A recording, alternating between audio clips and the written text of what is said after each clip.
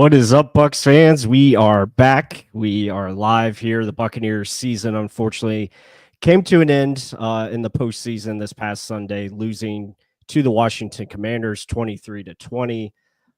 Just unfortunate, but it was kind of a game that was a nutshell of the Buccaneers season. We've talked about it all year. It was turnovers, it was defensive inability to get off the field, coaching, issues, injuries came up again with the secondary getting injured.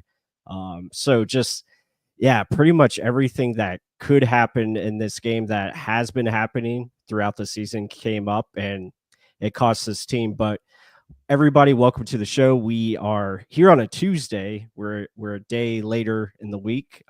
So kind of had to digest that game because it was a lot to take in. Unfortunate of the outcome, but you know, we'll get into, the game and obviously the season as a whole and look forward to the offseason coming up. But I'm your host, Michael Plush, joined as always my co-host, Mark Ramirez. Mark, how are we feeling? How are we heading into this offseason with, I guess a lot of things to work on, but looking at this game, I mean, just your thoughts in general. I mean, very upsetting, right? I mean, you had a home game. The atmosphere was amazing. Everyone was into it. It seemed to it, and then it just started falling the Commanders' way. It was like this is a game that was set up for them. They're a better second half team. Usually, our defense is a better lockdown second half team, but our offense just couldn't get rolling. It has been in certain times of the season. You of all people have always said 24 is the point to hit, and if Mhm. we get 24 points, we usually win. Guess what? We got 20 points, and that didn't result in a win. Yeah. You couldn't rely on a defense that was obviously the weakest part of this team to keep you in the game for that long, but they did keep you in the game. Even though you're going to mention a whole bunch of other things of a storyline of get off the field, get off the field. Yeah, but they held strong enough to say that you were in a spot to win a game. I think it's more timely turnovers and poor decisions that resulted in a loss. And that comes down to your coach at times, yes, and coaching. But overall, I'm not going to throw this one on the defense. Regardless, there was no punts. It was just a frustrating game and a game where you could tell, like, if they got the ball back, we weren't going to get the ball back. And Mhm. the result is what it was. I think I called it. I go, that's the way the cookie crumbles with like 3 minutes left in the game. I was like, "Right, we lost. Like, there's no way we're winning this game." And we were tied at that point. So Mm. it is what it is. I mean, Baker, besides the one fumble, maybe look at it, it's a pretty damn clean game. Bucky Irving, they didn't run it as much in the first half. Very clean game. There was clean all over. Besides, and then the Graham Barton rookie mistake of messing up the snap count. Yeah, these are things where at home, you'd think you can kind of get these down, but nerves come in there and it's frustrating. Yeah, but the better team won to me. The Commanders won in that one. And as a Buck fan, it sucks. It hurts, but you move forward. And is there going to be a coaching change? It doesn't look like it just yet. You never know. Things could change if Liam Cohen gets too many calls. But I mean, overall, it was a very fun game to be at and to see the back and forth, but then get your just nuts ripped out of you when you saw that fumble happen and you knew the game just got thrown away. It was 17-13 at that point. We're like, okay, this is going to be it. We're going to score a touchdown, seal this game, and then you end up losing. So tough one, but overall, great game to be at and great atmosphere. The the temperature. Why the hell can't we get that more often? I don't know, but overall, fun game, terrible result. Yeah. Yeah, I mean, a lot of people are talking about it, the turnovers, the um, offensively. I think when you look at all three phases of the game, offense wasn't good enough, defense wasn't good enough. Special teams, I thought there were some things they could have been better at, especially in the return aspect. Um, so really, yeah, top to bottom. And when you look at this game, obviously the Buccaneers, you go into halftime tied at 10. You end up taking a 17-13 lead going into the fourth quarter.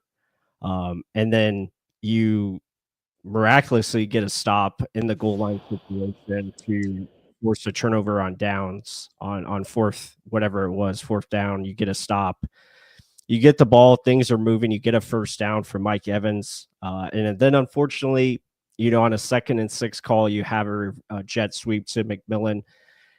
Timing was off and snap was fumbled, and then obviously recovered by Washington. You end up getting Washington to another fourth down situation. They still end up scoring, even though I don't know how you don't have two people on Terry McLaurin when most likely the ball is going to him. But that's another thing we can discuss, just coaching scheme and usage of players, especially on the defensive side of the ball or offensive side, I think has been kind of inconsistent. But yeah, it's just unfortunate bounces. But I think the biggest thing in this game, the biggest drive was that last drive the Buccaneers had. I mean, you have it 2nd and 1. You have two opportunities to get a first down. I think you should have went for it on 4th and 3. Baker Mayfield was playing really good in this game. 15 of 18. He only had 18 passes, and I think that's where we fall short in this, because they were really exposing Washington's secondary. I think there could have been more shots down the field. I know you're trying to establish the ground game, which it was working. Obviously, you had 100 yards, total, but that 4th and 3, I think you had an opportunity to go for the win, go up 24 to, what would it be, 24-20. That's the game right there. And you have to understand, and I think this is where Todd Bowles' biggest weakness is understanding how the game is flowing and how to adjust quicker than what he usually does, and understand what is working, what is not. How is the game flowing in a way where we can find a way to win this game? And you had an opportunity, 4th and 3. We were one of the better fourth down teams this year on offense. Should have went for it, I think, in my opinion. And even if you don't get it, at least you're trying to go for the win, and you go up 24-20, and you have to like your chances better, because they would have to score a touchdown to beat you. And if they do, then so be it. I mean, I think that's where the mishap went in this game, in my opinion. All right, a couple things I want to talk on that. So Corey Hall, can you bring up Corey Hall's comment there? Yeah.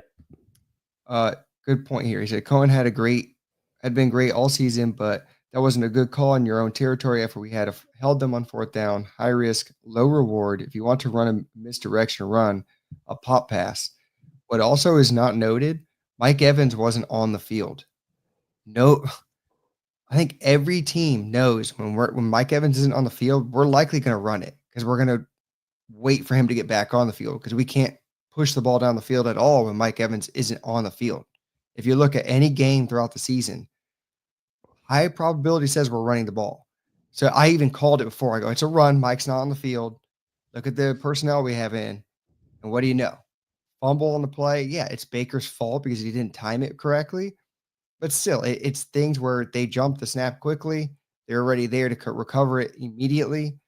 Everyone knew what it was going to be. It was going to be a run. Did they know what type of run? No, but they knew to get close to the line. And if you don't know that, maybe they're falling back and Baker could have recovered it.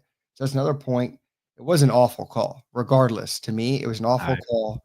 I don't think so. I mean, I- it's a play you've executed all year. It doesn't matter. Inside your 20, you don't do that, especially when Mike Evans isn't on the field. Yeah. I mean, it's just not smart football in a fourth quarter playoff game. You don't get simple. It's simple execution, though. It's simple execution. Like, you run it all the time. You just hand it off. You catch it. You go. It's a play that has worked all season. So I understand why they went to that. I mean, I get both sides. I really do. I get both sides. But still, I think the game came down to not being able to execute on that last drive, being able to score and put yourself ahead. And then I was going to add on that. I agree on that. Like, to me, though, that was a huge issue of play call on Cohen's part. And then on that last drive, yes, you're the one that says, okay, Irving, just get the damn first down. Why didn't you just get it? Now it's 2nd and 1. The 2nd and 1 play. What the hell is Baker doing standing trying to push his way up to get a first down. I have no clue what the hell that was. Get down, low man Yeah. wins, push for your first damn down. I don't ever see Tom Brady standing trying to get a first down. Was he trying to like A train like back in the day? Like I don't Well, like it was basically a read option play. that was a I think terrible read. he should have just gave it to Bucky Irving. I think he would have got the first down. He already was through the hole when he was running. He was, I guess, expecting a block from Bucky Irving. That didn't happen, and then he got eaten up by Bobby Wagner Yeah, it for was no gain. And then the next play, obviously, well, grandpa. not on the same page.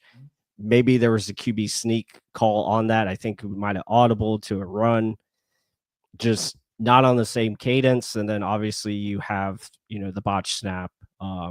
But I understand your points. Yeah, Liam, I think that is something that he has to learn and grow from, is as far as understanding when to call certain plays and not get too cute. Understand you have something that is working. Let's stick with it. Let's continue to attack certain areas that were working. So I think all those are good points. Bottom line is, though, I mean, just didn't do enough in Yeah, this game, whether it's offense, defense, or special teams. I think defensively, and this has been their problem all year. And I understand injuries play a part, not having certain guys, not having certain personnel to rely on, pass rush inconsistent, relying on blitzing to manufacture sacks and pressures. When you can't get off the field and you can't force a team to punt, I mean, that's not good. And then offensively, knowing that you have so many opportunities to score and you have to be perfect, and obviously they couldn't pull that off. So, I mean, it's just tough. It was a tough loss, and credit to the Commanders. They played better than we did, and obviously moving on to the second round. yeah, but give credit to how aggressive their play call was. I mean, Yeah. that's why you don't have many punts because they went for it almost on every fourth. 5 times they went for it. Yeah, that's the Okay. game right there. So, and we didn't go for it once. So one team really wanted to win. They're on the road. They're playing like there is no tomorrow. Another team playing conservative, trying not to lose. Yeah. And it They showed had that, yep, clearly. one So, extra like, if drive. you want to think about it, those 2 turnovers or 2 fourth downs are punts. To in Washington's case, that's how they viewed it, and that's how you should view it. Like that was their times of punting. The time of possession declaring, yes, because they held the ball a lot, but we didn't hold the ball that long either on offense. You can blame the defense for that, but if offensively you have the ball and you're driving down the field, you're going to eat up some time too. And you didn't really do that often. There were times where we'd get the ball back and then punt it almost immediately. How many punts did we have? 2 or 3? We had two. I mean, it there wasn't much complimentary football going on. The offense may have been clean at some points. There were flags at others, but Oh, I mean, we all knew the defense was bad. The fact that they held them to 23 is a godsend to me. Like if you heard everyone prior to the game, they're like, "Oh, this is gonna be a shootout. It's gonna be awesome." We put up 20 points and we scored that late in the fourth quarter with 4:41 left. So this was not an offensive juggernaut team where you can say, let me hang my hat on my offense. No. And like if we're gonna start crying that it's the defense's fault, they did enough for an offensive team that was what ranked top 3 in offense. They didn't do it. And the Commanders statistically were worse defensively than the Bucs. Think mhm. about that. So and we couldn't do much.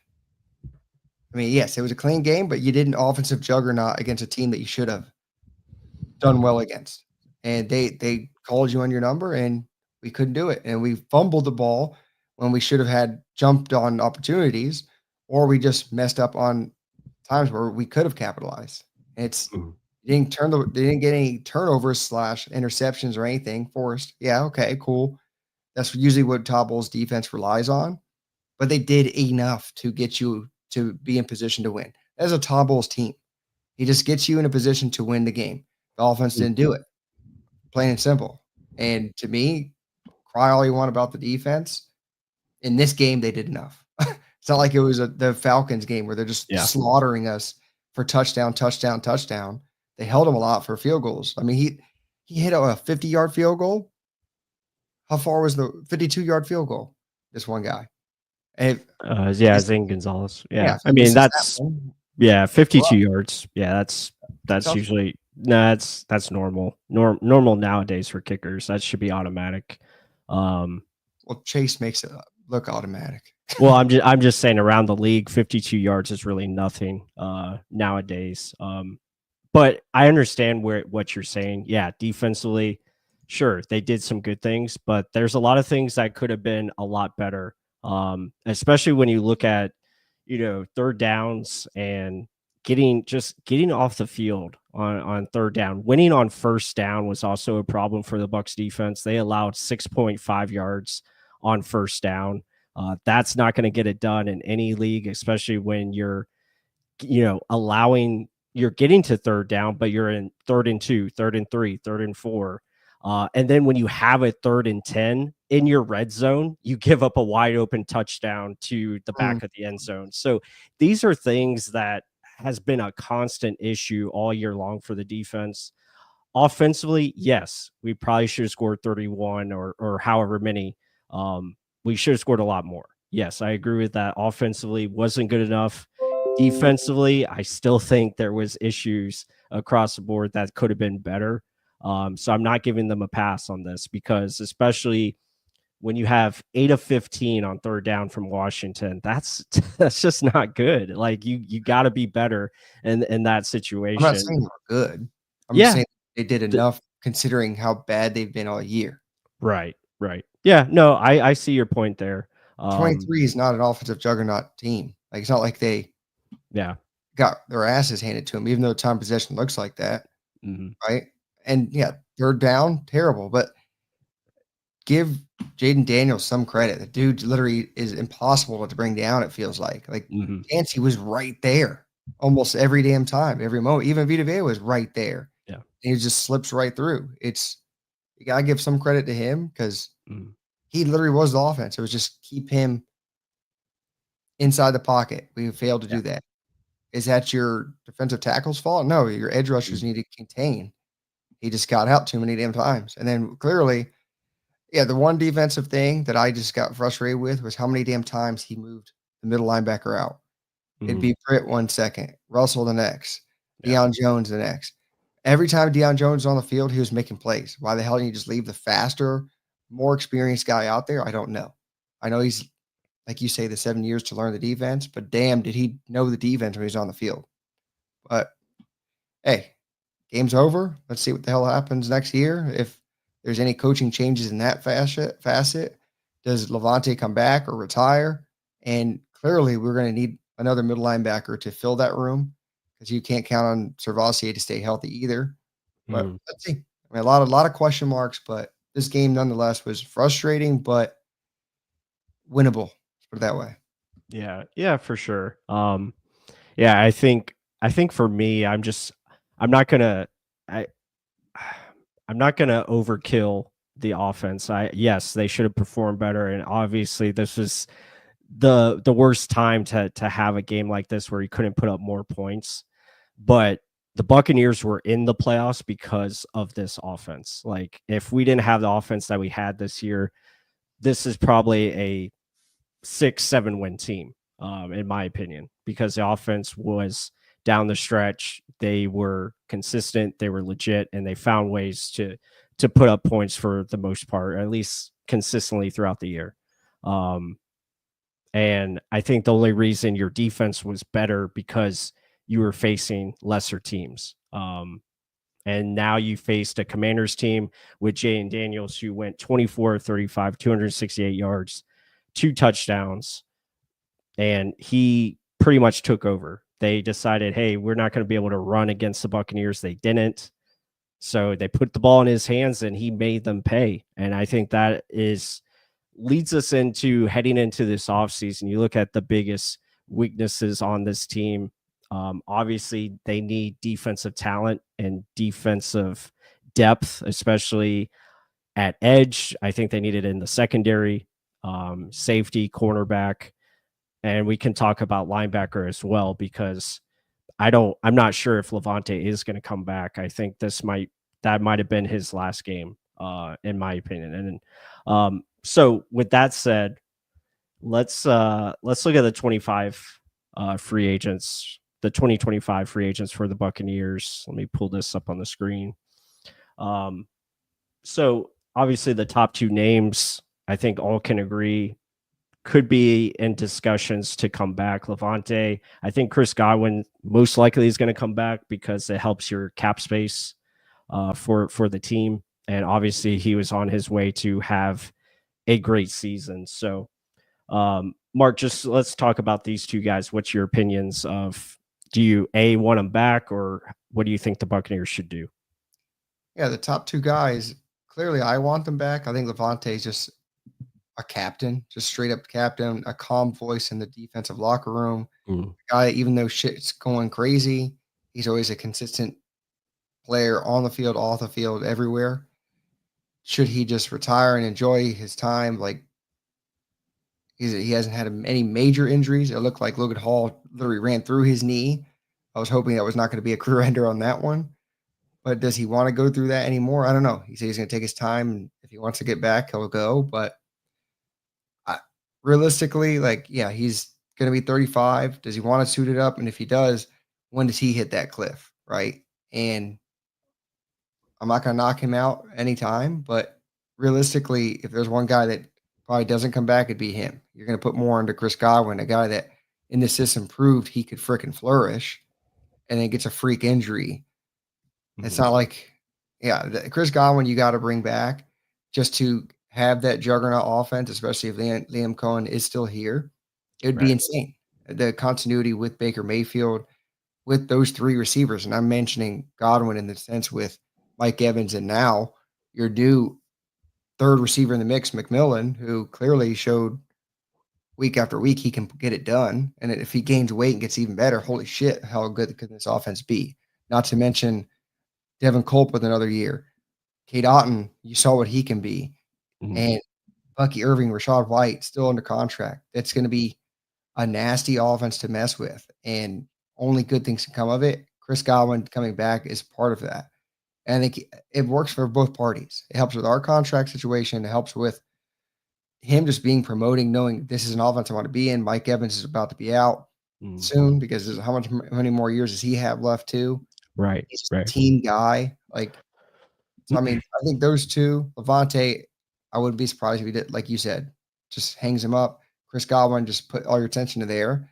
Underneath that, there's not much I'm saying, please bring back. Yeah, I agree, and we'll move forward. I think if it was me, I would bring back Chris Godwin. I would let Levante walk. I just feel like it's probably time to move on. He took a step back this year, in my opinion. A lot of missed tackles. I know he was probably trying to do too much because of what was next to him, so that makes sense. But I mean, if he wants to come back, I think if he wants to be here, and I think this is the only team he'll play for, and you can get him back for a reasonable contract, then I would say they probably most likely bring him back. The rest of these guys, the only ones that I would try to get back is probably Ben Bredesen. I like what he did. I think he'd be good for just continuity on the line. And you bring him back to compete with Elijah Klein, maybe draft another offensive lineman or add a offensive lineman in free agency potentially to compete. Kyle Trask maybe back with as a backup. I don't know how much suitors he'll have out there. Probably won't entertain a starting job. I don't think he'll get an offer there. Justin School, I would bring back for sure. Bryce Hall, I would probably consider if it's Yeah. cheap, bring him back. Mike Edwards, maybe if it's same thing, if they can get him for this kind of price tag, the vet minimum. JJ Russell, probably just bring back for depth. But other than that, the rest of these guys, I think you have to find ways to upgrade your defensive line depth, especially looking at Greg Gaines, William Golston, guys like that. Would you agree with that? Yeah, I mean, the only guys down there, like you just mentioned, the smaller contract guys, Mhm. Robert Maybe Haynes, Opeta. Yeah, maybe Opeta just back. for his ability to play multiple positions, and Yeah. he's just part of like the crew, I guess, of that um, fun offensive line room that Mhm. has a good continuity together. like Elijah Klein, I think, kind of steps in. You saw how Yeah. good he was. So if they do let Bredesen walk because he earned his contract, like he did play well. Again, if he wants to take a bigger payday, kudos to him, right? But it all matters about how much you can afford. So if Bredesen somehow some team like gives him a Kappa number, right? Mhm. Alex Kappa from years back, and look what he's doing in Cincinnati. Yeah. uh, but if he wants to take that, I mean, it's his livelihood. So go ahead and do it. And Elijah Klein slip in and see if we can draft someone. But realistically, Joe Tryon, I know he's a Swiss Army knife kind of player, but you have guys behind him. Chris Braswell was just drafted. I really Mhm. want to see what Jose Ramirez can do in there in Right. that facet, but I don't know. Joe Tryon's maybe one that you can bring back at a price. Trask maybe. Other than that, I'm not really begging. Mhm. Yeah, I think you just got to find a way to upgrade your depth there. And when we look at the depth chart for the Buccaneers, offensively, I think you're pretty much set. You have a really good running back room. You have receivers. Obviously, Godwin coming back, I think, is very likely. And I wouldn't be surprised if they extend Mike Evans as well, because you can save some cap that way, and also save cap by getting Chris Godwin back. Your receiver room pretty much set. I like the group there. Cade Otton, your tight end room is ready to go. Offensive line is pretty much set. And you have guys behind there that can step up or maybe potentially take a starting job if that's Elijah Klein. And then defensively, we all know how we feel about Logan Hall. I think everyone knows how this channel feels about him. There's upgrades to be made there. And then behind them, I think that's your biggest point of emphasis. Would you agree with that? Getting better players behind Kalijah and Vita, or maybe going alongside them as well. No, my big thing is you need to get Top Bowl is going to try and manufacture pressure in the middle no matter what. So I Mhm. think getting better and faster in the middle linebacker room is going to be greatly needed, and your outside corners need to be improved. Yeah. Edge rushers, they're just hoping the guys that can contain, stop the run, and funnel everything into the middle. So those outside guys just need to do their job. I think it's all middle linebackers and corners that we need. With Mhm. that, let me run really fast. I got to leave you alone really quick, but I'll be right back. Plus, All right. take No over. I worries. got to go check on the boy. Okay. No worries. Yeah, let us know what you guys think. I'm looking at, the defensive line here. I think they need to go out and get some, whether it's free agency or in the draft, add some depth at the defensive line position where you can get a legit rotation. And I think, Mark talking about the edge room, I think if they can go out and get a veteran that can go after and get, sacks, whether that's trading for a guy or, signing a free agent, because we need a threat out there on the outside to rush the quarterback. And we just don't have that consistently. JTS probably going to be gone, like you guys are saying. Chris Braswell, I didn't see much development from him, so you hope he takes some leaps in the offseason. And then the secondary, yeah, it's a mess. I wouldn't be surprised if Jamel Dean gets released. And then Mike Edwards, probably not back. You have Jordan Whitehead still under contract and Antoine Winfield. So there's got to be some upgrades made to the secondary for sure. And then linebacker, I think there's going to be some decent free agents in the linebacker position where you can get, or you can draft a linebacker in the later rounds. They just got to find some more athletes all across the board, especially up front. I think the edge room needs to get some boost there. Just got to be able to get after the quarterback, and that's something that has been an issue. So yeah, I agree with what you guys are saying. Heavy defensive draft.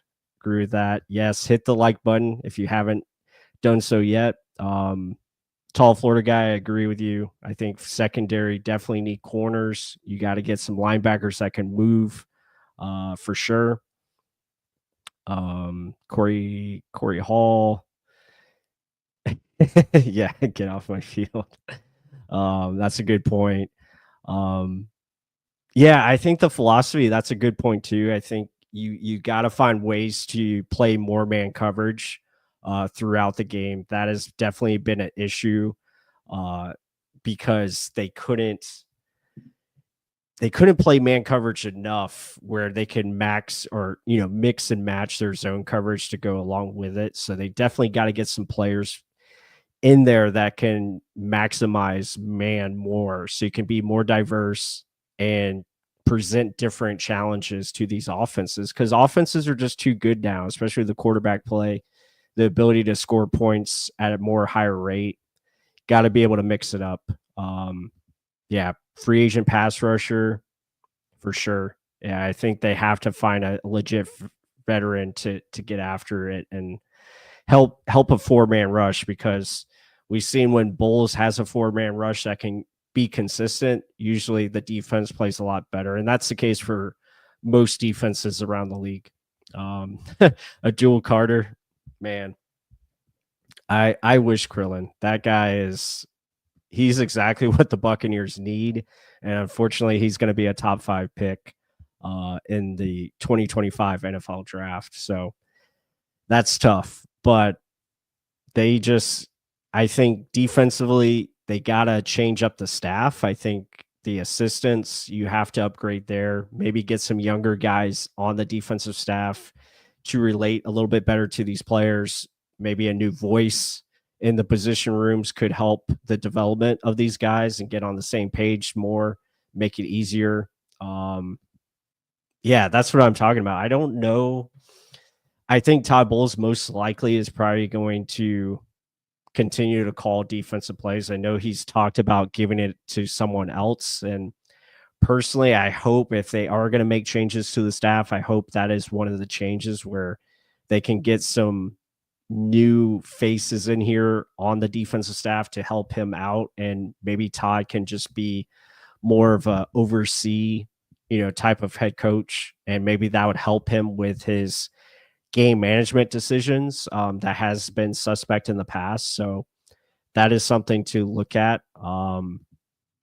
Yeah, I mean, Max Crosby would be awesome if he becomes available. I think they look at the trade market, whether it's Crosby, Trey Hendrickson from the Bengals, I think is another name to look at. So that is definitely something to be interested on, and hopefully we can make something like that happen. That'd be great. It's hard to find stand-up outside linebacker. Yeah, Matt Judon, I don't think is gonna solve our issues. I think he's kind of on the downward. But I agree with you. It is hard to find. We got to find players that can just get after the quarterback. I don't care if they. I don't really care about if they can stop the run. If they can maintain a decent edge but can get after it in critical situations and force the quarterback to make mistakes, that's what the Bucs need. What is this? Mark is willing to give out. Okay. Yeah, I don't know about that one. Let's see. I'm just reading your guys' comments. A lot of good comments in here. Yeah, John Spytek's up for interviews. Greenberg, I know, is up for the Jets GM job. So hopefully we can keep those guys because they are critical. They are important. So I think that should help. But yeah, I mean, what else do you guys think just looking at this offseason? I mean, offensively, obviously I think our coaching staff for the most part on offense will stay intact. I don't think Liam Cohen's going anywhere. I know that was a big worry, throughout the second half of the season, but I think he's staying. I think he's going to be back at OC. So we'll finally get to see Baker Mayfield with a second year with the same offensive coordinator. So I think that's important. I think that's pretty cool. And then the offense as a whole, I think there's a lot of progress that can be made, especially when you look at guys like Bucky Irving, Graham Barton getting better, Jalen McMillan, Tyke Smith. So just last year's rookie class and then also the 2023 rookie class getting better. I think that is going to be a big improvement to look for. So, yeah, I mean, when you look at Bucky Irving and just the offense as a whole being able to progress, I think that has to have you excited for the 2025 season. And defensively, I think there's still a lot of young pieces to be excited about, starting with Kalijah Cansey, starting with Antoine Winfield. Zion McCollum came on a little bit. I think he still has room to grow, though, has to get better. And then Tyke Smith was obviously a big bonus this year, played really well. Yaya Diaby did some good things. You just want to see him finish more. Vita Vea obviously had one of his best seasons this year, so that was good to see. So, yeah, I mean, just got to hope it continues to improve. I think when you look at the needs, I think we pretty much covered it. I would be interested in getting an edge, getting a upgrade at linebacker and obviously corner. And then I wouldn't be surprised if they added another receiver to the mix, whether that's at receiver or even at tight end. I wouldn't be surprised if something fell to them and try to make a strength even stronger. So I think that's something you have to look at for sure. But yeah, I mean, you guys are making a lot of good points. I think, yeah, Logan Hall dropping to or converting to edge rusher. I don't know about that. um, he's just not good. I mean, thankfully, we'll only have one more year of him. If that, I don't know. I don't think we can cut him early, but yeah, all defensive draft. I agree. I think this is probably going to be very similar to the 2019 draft where they got linebacker, they got corners. I could definitely see that happening again in this year's class. Just don't take a linebacker first round. That's all I'm asking for. But I could see it happening again because there is a good linebacker in Jahad Campbell, even though I'm not a big fan of him because I think he's a little stiff. If you're going to get linebackers, make sure you get guys that can move. I think that's the most important thing. Not all linebackers can cover in this league. I think there's only like 5 guys that can actually cover as a linebacker. So just need guys that can move and be kind of functional. I think that's the biggest thing. But yeah, a lot of good points here, Mark. I'll let you take it away. We're just talking about the team needs and what we can expect from the current roster and how it can get better in 2025. I mean, what's wild though is I know a lot of the reporters are asking him. It's like, okay, is there going to be some changes to your defensive staff? Yeah. Right. I mean, he made total overhaul to the offense. He knows he didn't want Byron Leftwich. He wanted to go out and find someone. He did.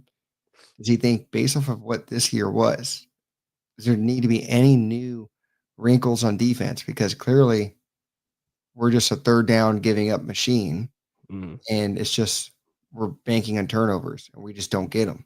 Jamel Dean hands have never been good, right? Yeah. And then if one corner goes down, all hell breaks loose. Is this system sustainable? It doesn't look like it. We got to find a way where we can manufacture things where turnovers can happen, or you can get pressure in different ways where you don't have to send so many people in. We'll see, right? I mean, it's a very old staff. There's some younger minds in there that were former players in there, but I don't know. Like, I don't know if he can self-evaluate and fix that a little bit somewhere. But overall, like, yeah, your corners, outside corners, Zion McCollum, is your go-to. Dean just gets hurt every year. So it's like the Carlton Davis thing. You can count on them to miss time. So clearly his 2 ACL tears and now wear and tear of NFL years on them. So you just can't count on that. So you need another outside corner. I know you mentioned Bryce Hall coming back after his injury. Possible if the money's right, but you still, regardless, you need to draft one. I'm huge on, if it's Todd Bowles' defense, you're going to need a fast middle linebacker. And if you can get one teamed up with Servassier, I'm more confident in that. Two guys that can blitz and cover would be phenomenal. But just like you just said, give me a fast guy. Can't be KJ Britt in there. Just Yeah. can't be. Russell, he was serviceable. But if you can give me a really good athlete that can fly sideline to sideline, then we're pretty dangerous there, right? Especially if you can get after the quarterback. I think that was one big thing that was missing that Devin White brought. It was a dangerous part of his game. Yeah. Couldn't do for shit backwards, but he was damn good at going forward. And then Yeah. it's just his head got too big. If you can give me a young guy and get after it like that, yeah, I think his defense can get back pretty quick because it hides a lot of mistakes when there's pressure like that right up in the face of the quarterback. And yeah, and then just giving the guys like Jose Ramirez, Braswell more opportunities. Those are guys that are actually quick and fast towards the quarterback. I think would be better than if it's an Anthony Nelson who's just dependable on, okay, is it going to be a play action fake or an end around coming my way? I can stay home. Mm-hmm. I mean, he was very good at that, but he's not bringing fear in the eyes of that many people. Mm-hmm. Even though he's the one that pretty much got us into the playoffs by knocking the fumble loose in the Panthers game. Mm-hmm. Right. But I mean, defensively, I think it's just cornerback, middle linebacker, Antoine Winfield Jr., get healthy, stay healthy. Mm-hmm. And Jordan Whitehead, get healthy with your neck. Like, let's just hope everything gets back to normal. And we'll go from there. But corner, middle linebacker, clearly were the biggest glaring issues this whole year. You have to fix, and you can do it. I mean, Jason Light's drafts this past 2-3 years have been phenomenal. Mm-hmm. You can find a middle linebacker that doesn't have to be in the first round that can fill in a hole. And then cornerback of it, I would take a cornerback first round. That's just my take. But unless there's a can't miss edge rusher, which I highly doubt will be there. Cornerback, middle linebacker, the rest of the draft your highest graded defensive players. Yeah, I agree with that. I think, first round, I'm looking defensive line edge, but I'm probably leaning towards cornerback because there's probably going to be a premium there available with the 19th pick. The Buccaneers have a top 20 pick this year. So, yeah, I think that is definitely an area you got to look at. I think with Jamel Dean, most likely he could be let go. I know he could be a salary cap cut. They could save about 8.6 million if they let him go. So yeah, definitely a possibility. I think Servassier, Deion Jones got signed back to the future contract for next year, so he'll be on the team for next season. So that's awesome to see.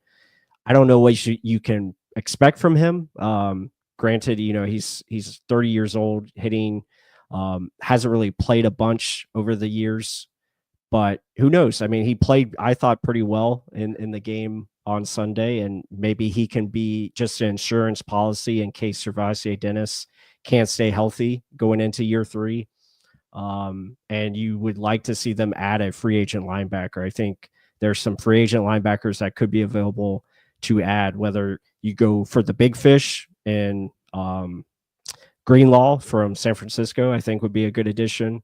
You look at Jamie Shearwood from the Jets, I think would be another top dollar free agent to go after.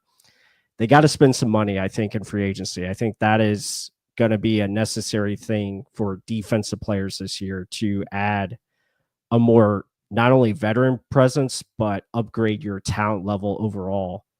Because it's tough just relying on rookies year in, year out, especially, across the board, even though they have produced. I'm not saying that, but it's tough to always have those guys hit every year. So you need to supplement your roster with some free agents that can be high-end players for you. I don't see him spending big money on that. I can Not see big. a I'm trade. not saying big money, but yeah, I would be open to go after somebody, whether that's, a veteran pass rusher like a Trey Hendrickson, maybe a Max Crosby. Go out and try to get one of these big fishes that could be on the move, because you just need that guy. You need a guy that can wreck a ball game every now and again. And the Buccaneers just don't really have that on their roster right now, especially on the defensive side. Yeah, Kalijah Cansey, great, but again, he's not always the most consistent. That's something he's got to continue to work on and be better. Same thing with Vita Vea. Like, had a good season, but it's at times where he just disappears and like, where is he? Like, he's a guy that can take over games, but he just doesn't do it enough. Like this past game, I saw him out on first and second down too often, in my opinion. Like, you got to be on the field, my man, and you got to make some things happen. I mean, and that's where I agree with you. Like a trade for a proven guy Yeah. would be huge. And if you have to give up a pick, I know that's his bread and butter, holding his picks and using them. But at this stage where you got an offense that can do it, if Cohen's saying, "No, I'm staying. I got Mm, my pieces. Just get me a defense that can hold a little bit." yeah. I mean, why the hell not? Make that your JPP trade. Make that your from years way back past Simeon Rice trade, right? Like Mm, find a way to get a guy in here that can generate pressure. I know it's different from his normal A gap blitzes and generate the pressure up the middle, force it out to the outside guys. I I don't know, but he's changed his mentality on defense a little bit, Todd Bowles. I mean, clearly with a freaking Logan Hall draft pick and then doubling up with Elijah Canty right after it. mm. Smaller mold, looking for quicker pass rushers instead of just the big fat uglies in the middle, run stuffers. I mean, he's changed it a little bit. I think, hey, keep going. Let's see. Especially if you're in a position to you can get one of these guys. You have to call, you have to see. And if it's a second round pick, why the hell not? Right? I Yeah. mean, you can get your first round corner and then trade a second and something else for a Max Crosby, like you said. Hendrickson would not mind it. I mean, they're looking for ways to find the help on their defense too, but Yeah. it's who's available. And if Mm. you're going to get a call on someone, do it. But there needs to be a lot of health, first of all, and then massive upgrades at the corner position and middle linebacker. Those are the two biggest areas, two position group areas, and then something about the damn injuries this year. I don't Yeah. know if I don't know if it's a bug or the trainer just needs to be flip flop, but that needs to be Yeah. fixed. Yeah. I mean, we've talked about it before off air. I think the way they train has to be tougher. I think more intense. I showed you a clip about Dan Campbell and how they Yeah, practice very hard. Even though they've hit the injury bug obviously this year. But I think what it does is it makes their depth that much better. And it's showing how they're utilizing these guys and putting them in positions to continue to play the same way throughout. And that's where it goes into like adding upgrades to your defensive staff. I think you got to find ways to get younger minds in here. I think the voices might have gone dry on some of these players as far as like getting through to them. Uh, and I think you got to mix some things up. You got to be more innovative in how you call coverages, how you call man coverage, how you do different things to take these guys away on offense because offenses are at the advantage now. It's too easy to score points in this league because you start your drive at the 30-yard line most of the time. You only need about 30 yards to be in field goal range. So most of right there, you're already getting points. So with that said, I think that is going to be the move I'm looking for. Defensive staff changes and just adding more quality to the defensive side of the ball and adding to the key pieces that you already have, which is Kalijah Cansey, Vita Vea, Antoine Winfield, Zion Tyke. I think all of those are good starting points. Yaya Diaby up and coming. You got to continue to add to that and get some more athletic pieces on that side of the ball where you can do more man coverage, more blitzing schemes, stuff like that to maximize these guys. I agree with that Yeah. wholeheartedly. I think truly it is just a corner because you saw how bad it was when Funderburk was out there. Mm, Jamel Dean was down. Jamel Dean isn't terrible. He's just not consistently good guy that you can leave on an island. yeah. And then their way of playing back at times was off. Like, and then it was just finding ways to find holes in the Swiss cheese of a defense because the middle linebacker was a liability too. They would just pass right in that gap. So Yeah. those are two areas to fix, glaring. Everything else, I think, just with maturation, Cansey was good. Plus, I don't know what to think. He was consistently good. Yeah, I know he's good. I just Just we finishing. need him. Yeah, we need him to show up in more key moments. Like we need the sack fumbles. We need those type of plays Yeah, that need to happen. So yeah, I have no question in my mind that he's going to be a great player because he's on his way. He already progressed. victory. The Yeah. thing for him is again staying healthy, putting together a full season. Same thing with Savasier Dennis. Offensively, we've already touched on it. I think they're going to be just fine. They have the pieces in place. Liam and his staff are going to be back for this season.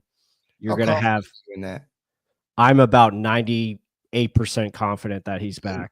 Yeah, I'm pretty Just 'cause the confident that jobs are shitty, or job opportunities are not there. I don't see him going to Jacksonville. I don't see him taking the only one that kind of worries me is Las Vegas, but I think they're going to get somebody. And I don't see Liam taking that job either because it's just a mess. Like you still need a quarterback, you still need all these things. he's every Chicago, I think Mike McCarthy is going to be their guy. I don't see the Jets or the Saints going after him. So I just think he's going to be back. I think he likes it here. He likes it with Baker Mayfield. And that's probably the most positive thing. We finally get to see Baker Mayfield in the same offense for the second year in a row. And maybe we can take this thing to another level. You have promising young stars in Bucky Irving and Jalen McMillan. Cade Otton's a stud. You got a great offensive line. Mike Evans and Chris being back. Like, yeah, lot to go off of there. And yeah, they should be ready to score, 28 points a game next year. Now it's just finding that way defensively to be more consistent. well, really quick. Las Vegas, are they the number one pick? No, they don't have the number one pick. Who's I don't think they're not in contention for one of these top quarterbacks. I really? think, yeah, they're lower down the list Hmm. because they won those games towards the end of the season, so they got knocked out of the top Oh, 5. okay. Yeah, Well, shit. Yeah, because I was gonna say they get Shadur Sanders with Bowers, that'd be a pretty damn good mhm, combo. yeah, Wouldn't be a bad opportunity, but yeah, I mean, yes, looking at the jobs, there's a reason why they're bottom of the poll. mhm, Hey, he's a confident dude, and look, he's gone to different teams every year for the past 3 years. So yeah, I don't know. We all thought Canales would stay because look mm, how long he was with Seattle. He's only been gone 1 year. He'll want to dig his feet in. So anything can happen. I'm not really excited for it because one day you think you know what you got, and then the next day it's gone. So yeah, yeah. No, that's true. enjoy the ride when you got it. They didn't do it this year. Let's see. I mean, Mhm, hell, Todd Bowles is probably thinking he's got a job, and then you never know. Tomorrow, maybe another day, right? Maybe yeah, Cohen's job. So, I mean, hell, Gruden didn't know, yeah. right? No, I mean, He was that ready. yeah, I mean, that's a great point. I think the Glazers and Jason Light are still working on things. Do they want to continue with Todd Bowles? That remains to be seen. Um, I think personally everyone's going to be back as far as the staff. We just have to hopefully get some defensive staff changes. I think that's probably going to be the requirement. As they're going to tell him, "Hey, Todd, we got to make some change ups for this staff, and we got to make it better where these guys are actually improving week to week and understanding what their jobs are. And we can find more consistent play out of our backups as well. Um, that has to be, I think it's going to be discussed for sure. And we'll see, but should be a lot of fun, guys. I appreciate every one of you guys joining us with all the questions, the comments. It's unfortunate the Buccaneers season is over. It was a fun year, even though came up short in the wild card. A lot of exciting plays, a lot of great things came out of it. The running game, I think, was probably one of the highlights of the season, just seeing Yeah, how huge. much better that got, and seeing the maturation of just the offense as a whole. And we saw a lot of players get better. So I think that is something to put your hat on, and hopefully that continues into the offseason. But with that said, hope you guys enjoyed the show. What are you going to say, Mark? Can I say one thing? Yeah, It go is ahead. cool to say this. Baker Mayfield proved a lot of people wrong that he can't have 2 years good in a row, and Mhm. his second year was phenomenal, like MVP-esque, and he Yeah. doesn't even get his mentioning or anything. The dude deserves every credit he gets. He's a fighter, literally run trucking over Yeah. Bobby Wagner. He wants it. Yes, he may have made a little fumble issue, but I think that just lights a fire in his ass even more. I mean, this Mhm. guy, I think every Buccaneer should be happy that they got a quarterback right after Brady. They thought it was going to be a just landslide, right? Yeah. And this guy steps in, wants it, and is proving he can be one of the top quarterbacks, pretty much top 15 top quarterback, if not better, week in, week out. And if we can get something like that with the weapons around them, and then you have guys that were going to be Buccaneers for a while, and Bucky Irving, Mhm. McMillan, Kate Otten, Culp. You have exciting offense, not just the old guys, but the new guys coming up. Like this is an exciting team to watch and play with. And defensively, same thing. Cansey is a star. Vita Vea is a star. Can we get a couple more pieces around that to really make this a deep playoff running team? Because Mhm. yeah, the talent is always there. And BA said that when he first got on the team. Todd Bowles sees it, but we got to be able to coach him up and get it a deep run because this NFC South division isn't really loaded with much talent. We're Mhm. a juggernaut in this division. So keep it going and add to it, and let's make some right decisions. Hopefully, keep the band together. Baker, lead us. Keep Mhm. baking. Yeah, absolutely. I couldn't agree more. I think Baker definitely established himself as the Buccaneers franchise quarterback. Um, now the next step is just getting those turnovers under control. We want to see more consistent play Yep. throughout the season.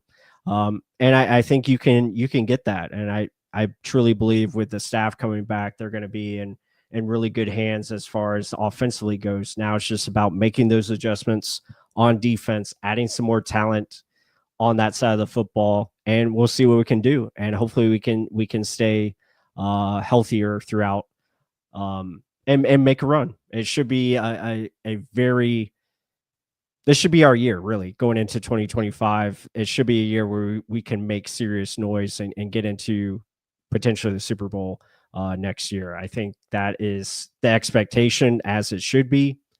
But hope you guys enjoyed this show. Hope you all have a great week as we transition into the off season full fledged. A lot more content coming your way. I know a lot of people talked about the draft videos. Yes, that is definitely going to be on the menu within the next couple of weeks. Yeah, it's we're only 102 days away, believe it or not. So yeah, who's counting? But yeah, it's going to be a lot of fun. We're going to really be excited to just analyze free agency, draft, all the moves that come down the pipe, and going to try to have at least something new for you guys every day as we pick it up going into next season. So everyone have a great night and go Bucks. We'll see you on the next one.